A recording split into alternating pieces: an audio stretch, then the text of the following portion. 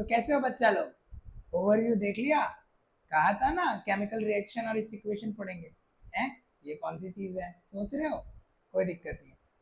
Chemical reaction, जब दो chemical compound मिलके एक कोई रिएक्ट करके कंपाउंड बनाए उसे बोलते हैं केमिकल रिएक्शन। नाइन्थ में पढ़ा था ना बेटा, फिजिकल रिएक्शन क्या होता है, केमिकल रिएक्शन क्या होता है। तो आज अपन पढ़ेंगे केमिकल रिएक्शन के बारे में। अब मम्मी ने खूब जोर से चाटा मारा या पेपर फाड़ा या कुछ भी एक्स वाई जेड, तो कोई भी चीज अगर सपोज मैं इस पेन को तोड़ दे रहा हूँ, इस रिमोट को तोड़ रहा हूँ या फेंक रहा हूँ, तो ये जो डिस्टॉर्ट होगा वो फिजिकल चेंज है। पर इस रिमोट के अंदर जो बैटरी लगी है, जो सर्किट को सप्लाई दे रहा है, वो क्या है? एक केमिकल चेंज है। तो किसी भी केमिकल के कारण कोई चेंजेस आए तो उसे बोला जाता है केमिकल चेंज। सिंपल है, हमारे डे टू डे लाइफ में सबसे इजी और सिंपल एग्जांपल ले। सपोज ये मेटल का बना हुआ है या ये आयरन का कोई मटेरियल है। अब इसको मैं ब्रेक कर दूं तो वो तो फिजिकल चेंज हुआ बेटा। पर इसी आयरन के ऊपर अगर रस्ट लग जाए या किसी भी आयरन के मटेरियल के ऊपर एक जंग की लेयर लग जाए तो उसको बोला जाता है chemical change, which is also known as rusting of iron.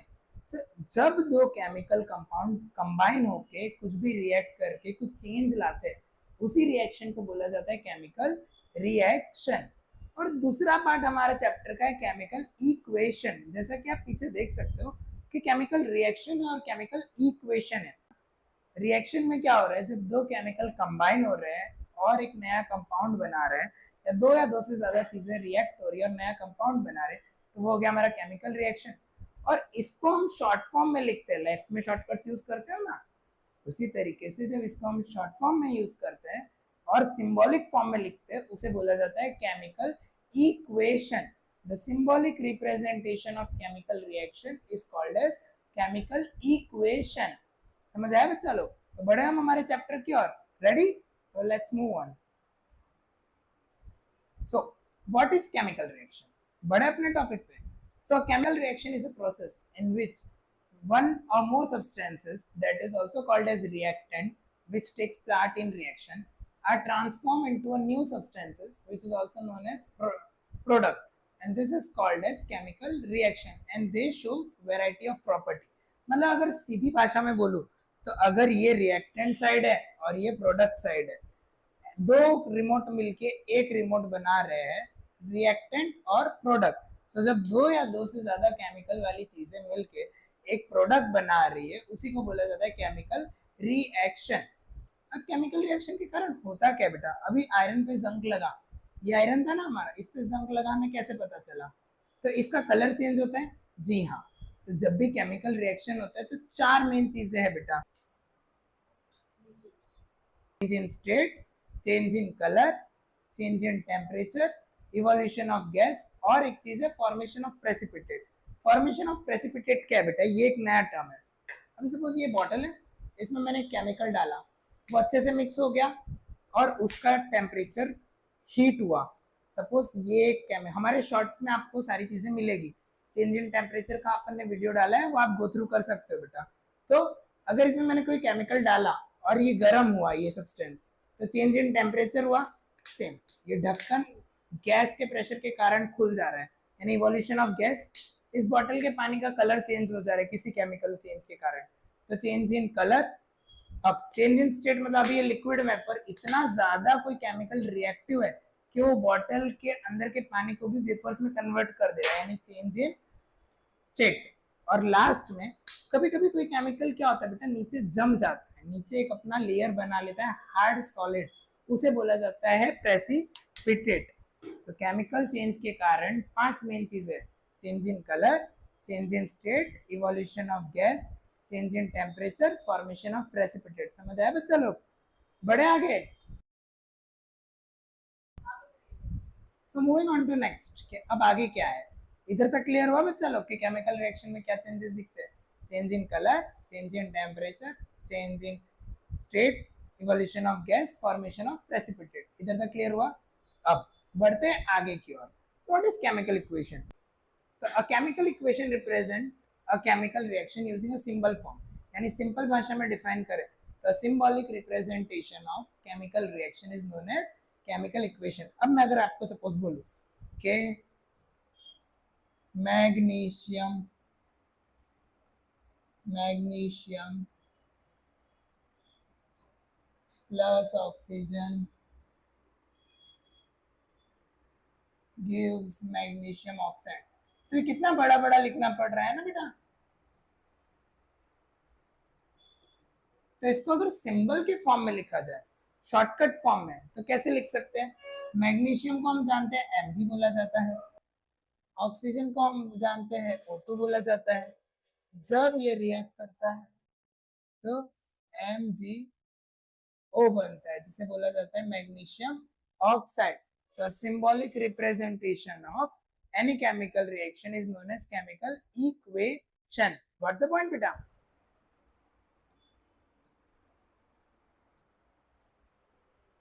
So a chemical equation represents a chemical reaction using symbols and formulas.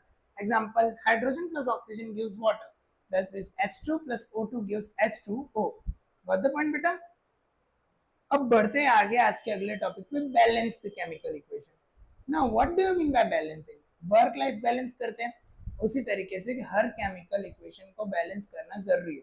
अब अगर कोई पूछे क्यों जरूरी है बेटा, तो ये क्यों जरूरी है, 9th में हमने पढ़ा था। According to law of conservation of mass, mass can neither be created nor be destroyed, है ना। तो जब भी केमिकल रिएक्शन में equal number of atoms react करेंगे तभी तो इक्वल नंबर ऑफ प्रोडक्ट्स बनेंगे। अगर अनबैलेंस्ड रहेगा तो केमिकल इक्वेशन सक्सेसफुल नहीं है। इसीलिए बैलेंसिंग करना बहुत जरूरी है। ये बोर्ड पॉइंट ऑफ व्यू से भी जरूरी है, एग्जाम में भी आता है, PT1 या यूनिट टेस्ट सेमेस्टर्स में भी आएगा। सो बैलेंसिंग बहुत नेसेसरी है, वो आप लोगों को आना चाहिए। हम लोग वर्कशीट भी अपलोड करेंगे हमारे पेज में, तो do like, do share, do subscribe, ठीक है। तो आते हैं हमारे टॉपिक पे। तो बैलेंसिंग केमिकल इक्वेशन क्या है बेटा? जब आप equal number of atoms reactant side और equal number of atoms product side balance करते हैं, उसी को बोला जाता है बैलेंसिंग केमिकल इक्वेशन। के रिएक्टेंट साइड और product side equal number of atoms होने चाहिए, चेंजेस नहीं आने चाहिए। तो देखते हैं उसका example. So mass is neither be created not be destroyed, already अपन ने डिस्कस किया कि balance equation has the same number of atom on the both side. ये अनबैलेंस्ड है ना बेटा, hydrogen plus oxygen give H2O। तो इसको हिट एंड ट्रायल मेथड से अपन बैलेंस करना सीखेंगे। अब बैलेंस्ड इक्वेशन को बैलेंस्ड इक्वेशन बोला जाता है, पर अनबैलेंस्ड इक्वेशन को स्केलेटल इक्वेशन भी बोला जाता है। तो उससे कंफ्यूज मत होना कि क्या होता है।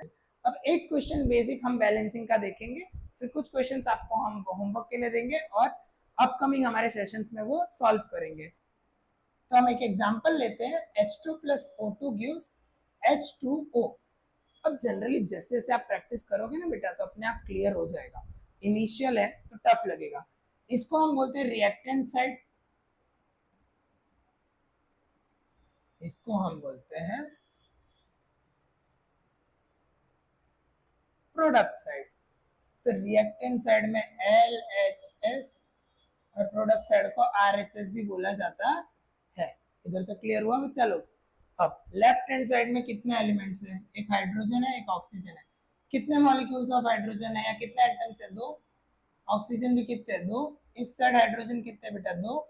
ऑक्सीजन कितना है? एक। तो यहाँ दो लाने के लिए बेटा हम यहाँ दो नहीं कर सकते, ठीक है, ऐसे हम नहीं करते।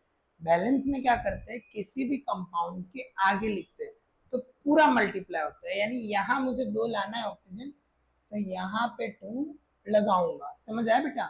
तो ऑक्सीजन तो 2 आ गया। अब ये इससे हमेशा मल्टीप्लाई होता है, तो 2 2 जा करेक्ट 4। तो इधर हाइड्रोजन 4 हो गया। तो अब हम क्या करेंगे बेटा, यहाँ 4 चाहिए तो क्या करेंगे, यहाँ पे 2 लगा देंगे। तो हो गया हमारा हाइड्रोजन 4, ऑक्सीजन 2, ऑक्सीजन 2 और हाइड्रोजन 4। समझ आया बैलेंसिंग? और पता है बेटा यहाँ 2 क्यों नहीं लगा सकते? अभी आपके दिमाग में भी चल रहा होगा कि सर यहाँ 2 क्यों नहीं लगा सकते थे। तो ये एक अलग ही केमिकल बन जाएगा, हाइड्रोजन पर ऑक्साइड। इसीलिए हमेशा बैलेंस में आपको आगे लगाना रहता है। वर्क लाइफ बैलेंस करने के लिए आगे चलना पड़ता है ना, वैसे ही बैलेंसिंग में एटम्स को प्रॉपरली सही जगह लगाना पड़ता है, ठीक है। सो बैलेंसिंग सबसे इंपॉर्टेंट है बोर्ड्स पॉइंट ऑफ व्यू से बेटा। अभी भी बोल रहा हूँ, आपके एनसीईआरटी के क्वेश्चंस, एक्स्ट्रा क्वेश्चन, सारी चीजें अपलोड होगी। आप खाली स्टे ट्यून रहिए और हमारे चैनल पे अपने प्रीशियस सब्सक्राइबर्स बढ़ाते जाइए और सब्सक्राइब करते जाइए। तो बच्चा लोग अभी अपन ने पढ़ा ना कि what is chemical balance equation, CBSE के 2018 के पेपर में भी आया। मैंने आपको बोला ना कि ये बहुत जरूरी है। तो क्वेश्चन क्या था बेटा, why is it important to balance a chemical equation. So जैसा कि हमने 9 में पढ़ा था, according to law of conservation of mass can neither be created और नॉर बी डिस्ट्रॉयड। यस, तो जब भी एक केमिकल इक्वेशन है बेटा, तो उसमें इक्वल नंबर ऑफ एटम्स होने चाहिए, either on the reactant side और ऑन द प्रोडक्ट साइड। तो इसीलिए लॉ ऑफ कंजर्वेशन ऑफ मास को ये थियरी प्रूव कर सके, इसीलिए बैलेंसिंग जरूरी है। अब moving on to the next topic, types of chemical reaction. Already हमने डिस्कस किए थे, 4 थे बेटा, combination, decomposition, displacement, double displacement. बिना देर किए उसको क्विकली देखते हैं अपन, चले। सो सीबीएसई 2020 का एक क्वेश्चन है, वो अपन सॉल्व करेंगे। हमारा क्वेश्चन क्या है, पढ़ते हैं। Write the balanced chemical equation for the following reaction, that is hydrogen sulfide gas.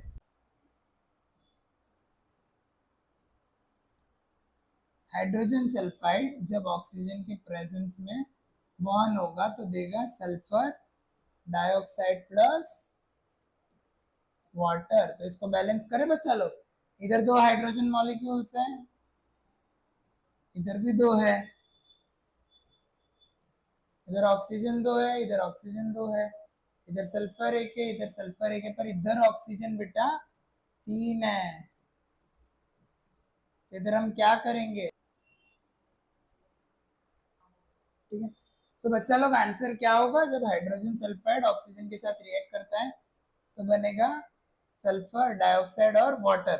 सो इसको बैलेंस करेंगे, 4 hydrogen molecules, 4 hydrogen molecules, 2 sulphur molecules, 6 atoms of oxygen, 6 atoms of 2 + 4 6। Okay, समझ आया? होपफुली बैलेंसिंग क्लियर हुआ बेटा। तो इस तरीके से बैलेंसिंग होता है बच्चा लोग। थोड़ा सा टाइम लगेगा, इनिशियली टफ लगेगा बेटा, तो उसको देख के डिमोटिवेट या हार नहीं मान जानी है। जितने नंबर ऑफ क्वेश्चंस प्रैक्टिस करोगे उतना ज्यादा होगा। अब बढ़ते आगे, टाइप्स ऑफ केमिकल रिएक्शन। तो टोटल 4 तरह के केमिकल रिएक्शन है, combination, decomposition, displacement, double displacement. और इसके अलावा एक एडिशनल रिएक्शन है रेडॉक्स, जहां पे वो 2 में डिवाइडेड है, ऑक्सीडेशन और रिडक्शन। इनके बारे में हम थोड़ा सा इन डेप्थ पढ़ेंगे।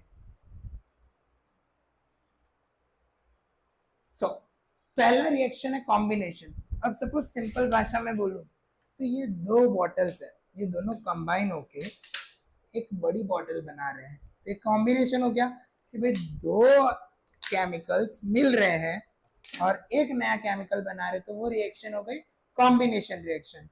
अब डिकम्पोजिशन इसी का वाइस वर्स, एक बॉटल 2 इक्वल हाफ में टूट गई या अनइवन नंबर्स के केमिकल्स में बन गए, तो डिकम्पोजिशन यानी कॉम्बिनेशन में 2 या 2 से ज्यादा केमिकल्स कंबाइन होके एक प्रोडक्ट बना रहे हैं। डिकम्पोजिशन में एक रिएक्टेंट 2 या 2 से ज्यादा प्रोडक्ट बना रहे हैं। यानी अल्फाबेटिकली फॉर्म में देखें तो A + B गिव्स AB, या डिकम्पोजिशन इसका vice versa, AB gives A + B। यानी यहाँ क्या हुआ, हाइड्रोजन और ऑक्सीजन ने मिलकर वाटर बनाया, और इस वाले में वाटर टूट के हाइड्रोजन और ऑक्सीजन बना, जो सबसे कॉमन एग्जांपल है इलेक्ट्रोलाइसिस का।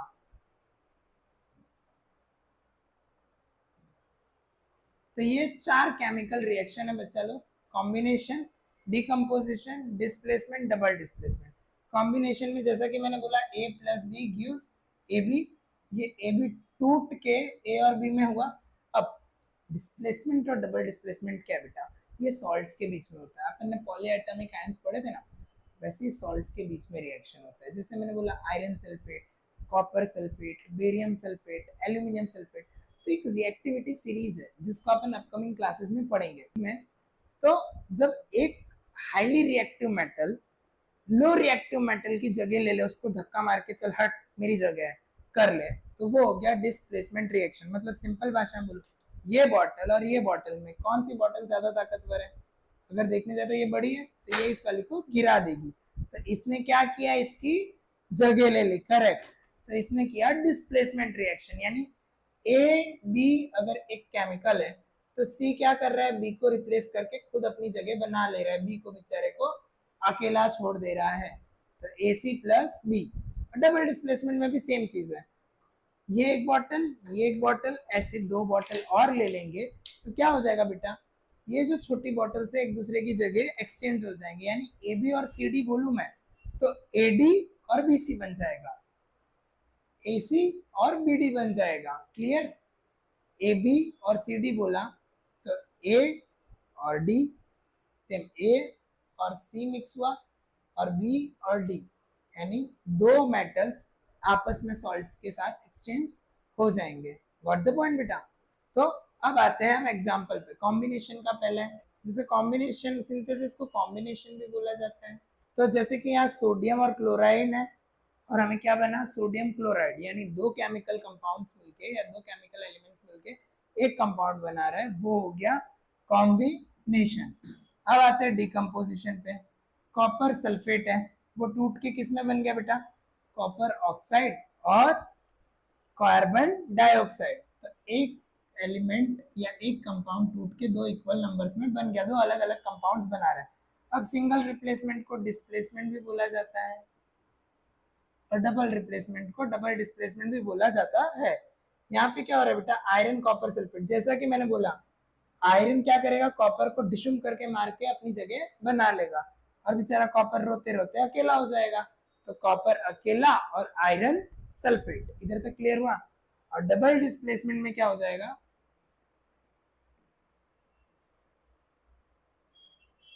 सोडियम हाइड्रोक्साइड और कॉपर सल्फेट दोनों एक दूसरे की जगह ले लेंगे, दोनों लड़ेंगे कि तू मेरी जगह मैं तेरी जगह, तो कॉपर हाइड्रोक्साइड बन जाएगा और सोडियम सल्फेट बन जाएगा Na2SO4 और COOH होल्ड ट्वाइस। क्लियर? इधर तक समझ आया? होप सो चार रिएक्शंस के बारे में समझ आया बेटा, combination, decomposition, displacement, double displacement. तो सबसे पहले बढ़ते हैं बेटा कॉम्बिनेशन रिएक्शन पे। जैसा कि अपन ने पढ़ा था, दो कंबाइन होके A प्लस बी बन के एक मॉलिक्यूल बनता है AB। जैसे कि कैल्शियम ऑक्साइड, तो जैसा कि हम जानते हैं कैल्शियम ऑक्साइड में वाटर ऐड करेंगे तो वो क्या बनाएगा बेटा, कैल्शियम हाइड्रोक्साइड। इसको बोला जाता है क्विकलाइन, इसको बोला जाता है स्लेक्ड लाइन। और जब इसको वाटर के साथ ऐड करते हैं बेटा तो combination reaction is exothermic reaction in which heat is release. Exothermic reaction मतलब जहाँ पे हीट रिलीज हो रही है, एनर्जी का ब्रेकडाउन हो रहा है। तो इसका एक बेस्ट एग्जांपल है कि जब भाई क्विक लाइम को पानी के साथ रिएक्ट किया तो कैल्शियम हाइड्रोक्साइड बना। अब इसका यूज क्या है अगर पूछा जाए तो क्विक लाइम को जब पानी मिक्स करते हैं ना तो चूना लगाना, वो वाला चूना नहीं जो हम लगाते हैं मम्मी पापा को, वो दीवार पे जो चूने वाले भैया लगाते हैं ना, वो वाला चूना। और ये जब चूना सूख जाता है बेटा, कार्बन डाइऑक्साइड के साथ रिएक्ट करता है, जिसको आगे डिकम्पोजिशन में भी पढ़ेंगे कि भाई कैल्शियम हाइड्रोक्साइड है, जब ये कार्बन डाइऑक्साइड के साथ रिएक्ट करता है तो बनाता है कैल्शियम कार्बोनेट, जिसको लाइमस्टोन भी बोला जाता है। ये इसकी फर्दर रिएक्शन है। तो बेटा ऐसे करके क्वेश्चन आता है, an X compound used in white washing, name the X compound and write chemical formula. आप लोगों का टेक्स्ट का क्वेश्चन भी है। तो ये एक्स कंपाउंड जब भी बोला जाए तो क्या है हमारा, क्विक लाइम। और जब इसको पानी के साथ रिएक्ट करते हैं तो एक व्हाइट वॉशिंग का सोल्यूशन बनता है, वो है स्लेट लाइम। और यही जब कार्बन डाइऑक्साइड के साथ रिएक्ट कर लेता है तो वो बनाता है लाइमस्टोन। सो बेटा लोग, लाइमस्टोन के अलग अलग यूजेस है, मार्बल्स वगैरह में यूज होता है, उसका प्राइमरी फॉर्म चॉक्स वगैरह में भी यूज होता है। अब अगली रिएक्शन पे बढ़ते हैं, ये हुआ हमारा कॉम्बिनेशन रिएक्शन। अब आगे बढ़ते हैं हमारे डिकम्पोजिशन रिएक्शन पे। तो डिकम्पोजिशन रिएक्शन क्या है बेटा, जब एक मॉलिक्यूल दो या दो से ज्यादा में टूटे उसे बोला जाता है डिकम्पोजिशन रिएक्शन। अब डिकम्पोजिशन बेटा तीन तरह के, फोटोलिटिक, थर्मल, इलेक्ट्रोलिटिक। फोटोलिटिक मतलब का एक बेस्ट एग्जांपल जिसका क्वेश्चन भी पूछा गया बेटा, वो क्या है कि आपको क्या चेंज दिखेगा अगर सिल्वर क्लोराइड करके एक केमिकल है, उसको पेट्री डिश में अगर आप लो और सनलाइट में रखो तो आपको क्या चेंज दिखेगा मालूम है? जी नहीं, सिल्वर क्लोराइड जरा सा व्हाइटिश टू येलोइश होता है और जैसे ही आपने उसको सनलाइट में रखा ना बेटा, वो ग्रे हो जाएगा। क्यों? क्योंकि सिल्वर क्लोराइड में से सिल्वर पार्टिकल और क्लोरीन पार्टिकल अलग अलग हो जाएंगे। अगर इसको रिएक्शन फॉर्म में देखें तो ये सीबीएसई का पूछा गया एक क्वेश्चन है, तो इसकी रिएक्शन क्या होगी बच्चा लोग, AgCl।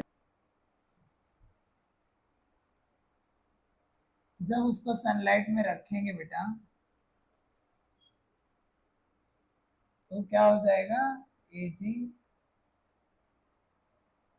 Plus Cl2। तो इसको अगर बैलेंस कर ले तो 2Ag। तो इस वाली रिएक्शन को बोला जाता है फोटोलिटिक डीकंपोजिशन।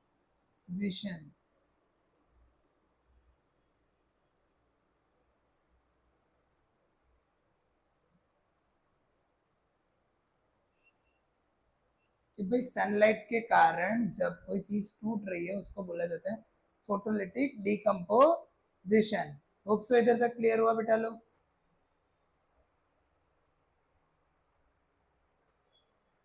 अब बढ़ते हैं हमारे डिस्प्लेसमेंट रिएक्शन के बारे में। अब डिस्प्लेसमेंट में क्या होता है बेटा, एक हैवी मेटल वीक मेटल को डिस्प्लेस कर देता है, उसकी जगह ले लेता है। अब आज का आप लोगों का होमवर्क है, कमेंट सेक्शन में आप लोगों को रिएक्टिविटी सीरीज लिख के बतानी है। अपकमिंग चैप्टर्स में हम लोग रिएक्टिविटी सीरीज के बारे में बताएंगे, वो आप लोगों को लर्न होनी चाहिए। लाइव क्लासेस जल्दी होंगे, उसमें हम आपसे सबसे पहला क्वेश्चन यही पूछेंगे, ठीक है। तो डिस्प्लेसमेंट रिएक्शन क्या है बेटा, जब जिंक एक हैवी मेटल वीक मेटल की जगह ले लेता है, यानी जिंक ने क्या किया, कॉपर को डिस्प्लेस कर दिया और क्या बनाया, जिंक सल्फेट। यानी एक हैवी मेटल ने वीक मेटल को डिस्प्लेस करके उसकी जगह ले ली। ऐसे रिएक्शन को बोला जाता है डिस्प्लेसमेंट रिएक्शन। सो डिस्प्लेसमेंट तो समझ आ गया बेटा कि एक मेटल अकेला है और एक मेटलिक सॉल्ट है, तो वीक वाला मेटल को स्ट्रॉन्ग वाले मेटल ने जगह ले ली, चल हट मैं तेरी जगह पे, ऐसा करके आ गया। डबल डिस्प्लेसमेंट में ऐसा नहीं है। डबल डिस्प्लेसमेंट में क्या है, दो मेटल्स है, दोनों एक दूसरे के सॉल्ट आयंस के साथ एक्सचेंज हो जाता है। तो डबल डिस्प्लेसमेंट में क्या हो बेटा, सोडियम सल्फेट और बेरियम क्लोराइड, जैसा कि हम देख सकते हैं सोडियम सल्फेट और बेरियम क्लोराइड। तो क्या बन जाएगा बेटा, बेरियम सल्फेट और सोडियम क्लोराइड। इसी रिएक्शन को बोला जाता है डबल डिस्प्लेसमेंट। समझ पड़ी। अब आगे पांचवा इंपॉर्टेंट रिएक्शन है ऑक्सीडेशन और रिडक्शन। बढ़े उसकी और उसकी ओर बढ़ने से पहले ये हो गया हमारा डिस्प्लेसमेंट का symbolic form A plus BC, that is AC gives B alone. And double displacement का अल्फाबेटिकल ऑर्डर में देखे तो AB प्लस CD, तो क्या देगा AC प्लस BD। इस तरीके से काम करता है। अब हम बढ़ते हैं ऑक्सीडेशन और रिडक्शन की तरफ। ऑक्सीडेशन मतलब क्या बेटा, किसी भी रिएक्शन में अगर उस एलिमेंट के ऊपर ऑक्सीजन गेन हो रहा है तो वो ऑक्सीडेशन, और रिडक्शन मतलब अगर उसमें से ऑक्सीजन लूज हो रहा है तो वो रिडक्शन। हम और ऑक्सीडेशन रिडक्शन एक ही रिएक्शन में हुआ तो उसको शॉर्ट फॉर्म में बोलेंगे redox. The reaction in which reduction and oxidation both takes place simultaneously is known as redox reaction. उसका एक एग्जांपल देखेंगे। पहला है कॉपर ऑक्साइड बेटा और हाइड्रोजन। अब यहाँ देखो हाइड्रोजन पे ऑक्सीजन आया तो ये हो गया हमारा ऑक्सीडेशन, और यहाँ से ऑक्सीजन चला गया तो इसका हो गया रिडक्शन। होप से समझ आया बेटा। कॉपर से ऑक्सीजन चला गया तो वो रिडक्शन, और हाइड्रोजन गैस पे वो ऐड हुआ और वो वाटर बना, वो हो गया oxidation. So the reaction between copper oxide and hydrogen is as follows. In this reaction, copper oxide is reduced to copper by gaining electrons, and hydrogen is oxidized to water by losing electrons. यानी electron तो loose कर रहा है पर उस पर oxygen atom add on हो रहा है, ऑक्सीजन के एलिमेंट्स के एटम, तो वो हो गया ऑक्सीडेशन। और कॉपर पे से लूज हो रहा है ऑक्सीजन तो वो हो गया रिडक्शन।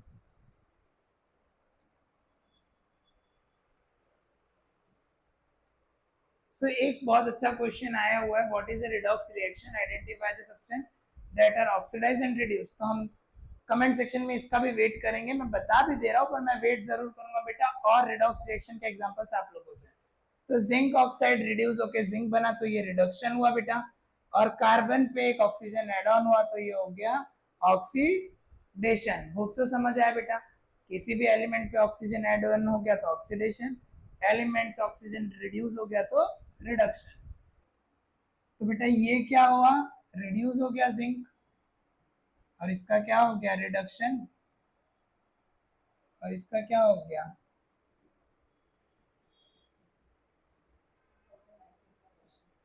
ऑक्सीडेशन। और ये हमारा 2019 के सीबीएसई का क्वेश्चन है बेटा, इसलिए पता होना जरूरी है, ठीक है। बड़े आगे की और अब बेटा ऑलरेडी अपन डिस्कस कर चुके हैं एक्सोथर्मिक और एंडोथर्मिक। एक्सोथर्मिक जहां हीट रिलीज होती है बेटा, और एंडोथर्मिक जहां हीट गेन होती है। कॉम्बिनेशन रिएक्शन में हीट रिलीज होती है और उसको एक्सोथर्मिक बोला जाता है, और डिकम्पोजिशन में हीट गेन होती है इसलिए उसको एंडोथर्मिक बोला जाता है। इसका बेसिक एग्जांपल है कंबशन एक्सोथर्मिक है और फोटोसिंथेसिस एंडोथर्मिक है। अब हमारे आखिरी टॉपिक पे बढ़ते हैं। यहाँ से 1-2 मार्क का क्वेश्चन आता है बेटा कि भाई what is corrosion and what is rancidity. Corrosion क्या हम सब सुनते आ रहे हैं कि हमारे लोहे के ऊपर जंग लग रहा है, तो soft slow process in which metal gets change due to a chemical reaction and it turns slide brownish in colour. तो उसी स्लो केमिकल रिएक्शन को बोला जाता है कोरोजन, कि भाई मेटल पे कोरोजन या रस्टिंग होना शुरू हो गया है। एक ऐसा स्लो प्रोसेस जहां मेटल के ऊपर एक सॉफ्ट फेरिक ऑक्साइड की लेयर डिपॉजिट होना शुरू हो जा रही है, फिर उसी प्रोसेस को बोला जाता है रस्टिंग। इसके पूरे prevention upon metals and non metals में इन डेप्थ पढ़ेंगे, उसमें है।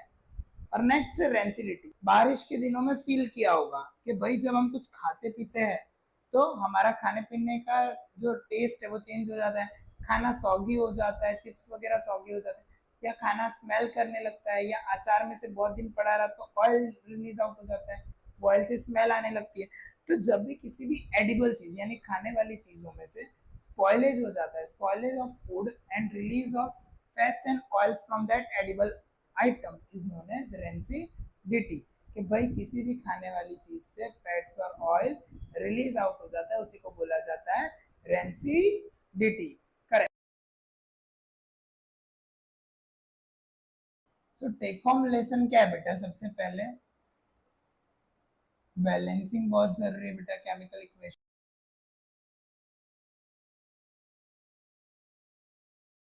नेक्स्ट बेटा जो सबसे इंपॉर्टेंट है वो है टाइप्स ऑफ रिएक्शन। ये बिल्कुल बेटा सारे चारों चार रिएक्शन के टाइप्स पता होने चाहिए। डिफरेंस बिटवीन एक्सोथर्मिक और एंडोथर्मिक,